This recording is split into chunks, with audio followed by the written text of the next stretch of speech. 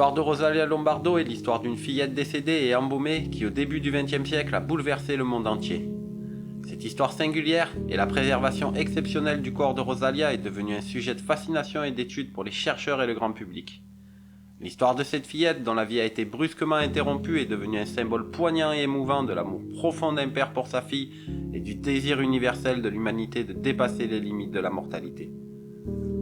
Rosalia est devenue bien plus qu'une simple fillette figée dans le temps. Elle incarne la fragilité de la vie, un amour éternel et l'essence même de la connexion indestructible qui unit un père et sa fille, même après la mort. Son histoire a touché les cœurs et a inspiré de nombreux écrivains, poètes et artistes qui ont exploré les thèmes de la perte, du deuil et du pouvoir incommensurable de l'amour. Ce récit poignant nous rappelle l'importance de chérir chaque instant avec nos proches et de célébrer les liens qui nous unissent.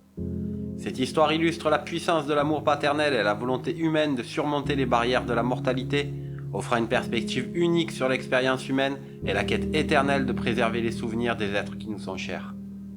Rosalia Lombardo est une fillette italienne née le 13 décembre 1918 à Palerme en Sicile. Tragiquement, la vie de cette jeune enfant a été écourtée lorsqu'elle est décédée le 6 décembre 1920 à l'âge de seulement 2 ans des suites d'une pneumonie. Cette perte dévastatrice a laissé sa famille en état de choc et particulièrement son père, Mario Lombardo, qui a été inconsolable face à la mort de sa fille bien-aimée.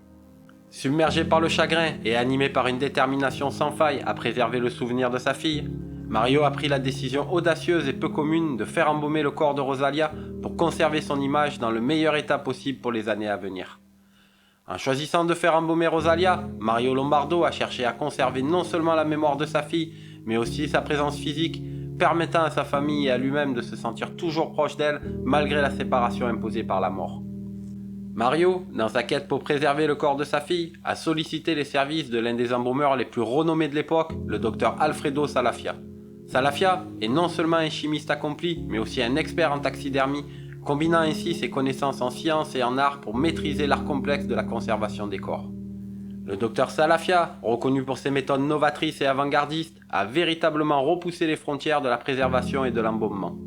Ces techniques, à la fois scientifiquement avancées et artistiquement raffinées, lui ont permis de transformer la manière dont le corps était conservé pour les générations futures. Dans le cas emblématique de Rosalia, le docteur Salifa a élaboré un mélange unique de substances chimiques et a mis en œuvre des procédés spécifiques pour atteindre un niveau de conservation sans précédent. Parmi les ingrédients qu'il a utilisés, on trouve du formol, de l'alcool, du glycérol, de l'acide salicylique et du zinc. Cette combinaison particulière a permis de préserver l'aspect juvénile et paisible de la fillette, même après des décennies de conservation.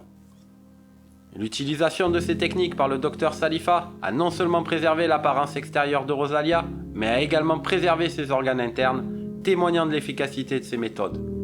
Le corps embaumé de Rosalia a été soigneusement placé dans une chapelle familiale située au sein du cimetière des Capucins de Palerme en Sicile. Ce cimetière est célèbre pour ses catacombes impressionnantes qui abritent des centaines de corps momifiés ayant appartenu à des moines et à des notables locaux. La fillette repose dans un cercueil en verre scellé qui protège son corps du passage du temps et permet aux visiteurs de la contempler dans toute sa splendeur. Sa préservation remarquable a valu le surnom affectueux de la Bella Addormentata ou de la Belle Endormie, car elle ressemble davantage à une fille endormie qu'à une défunte. La qualité exceptionnelle de la préservation de Rosalia a au fil des années suscité l'admiration et l'émerveillement des chercheurs, des experts en histoire et du grand public. Chaque année, des milliers de personnes se rendent au cimetière des Capucins à Palerme pour contempler la Belle Endormie et admirer son apparence paisible et presque sereine. La fascination pour Rosalia Lombardo traverse les frontières culturelles et linguistiques, attirant des visiteurs du monde entier qui viennent rendre hommage à cette fillette et réfléchir sur les thèmes universels de la vie, de la mort et de la mémoire. En 2009, des chercheurs ont entrepris d'étudier plus en détail le corps exceptionnellement conservé de Rosalia en réalisant des rayons X. Ces examens ont révélé que non seulement sa structure externe était en excellent état, mais également ses organes internes étaient remarquablement bien conservés, ce qui est d'autant plus impressionnant compte tenu des techniques disponibles au début du XXe siècle. En parallèle, des analyses scientifiques rigoureuses ont été menées pour déterminer la composition exacte de la formule d'embaumement utilisée par le docteur Salifa. Ces recherches ont permis de mettre en lumière l'ingéniosité et la précision dont Salifa a fait preuve dans son travail. En 2013, un phénomène étrange a été observé. Les yeux de Rosalia semblaient s'ouvrir et se fermer occasionnellement, suscitant l'étonnement et la curiosité du public et des chercheurs. Face à cette énigme, des experts ont été consultés pour analyser la situation et déterminer la cause. Après une étude minutieuse, les experts ont conclu que ce phénomène intriguant était en réalité le résultat des conditions d'éclairage changeant dans la chambre où reposait le corps de Rosalia. Les variations de la lumière donnaient l'illusion que ses yeux s'ouvraient et se fermaient, alimentant ainsi les spéculations et les légendes autour de la belle endormie. De plus, il a été établi que l'humidité et la température ambiante pouvaient également jouer un rôle dans cette illusion d'optique. Les fluctuations de ces conditions environnementales provoquaient une légère dilatation du verre de la vitrine qui abritait le corps de Rosalia, accentuant davantage l'effet visuel. Bien que ce phénomène ait été démystifié par des experts, il a contribué à renforcer l'aura mystérieuse et captivante qui entoure l'histoire de Rosalia Lombardo. Ce curieux événement a attiré l'attention des médias et du grand public, faisant de la belle endormie une figure encore plus emblématique et fascinante aux yeux du monde entier.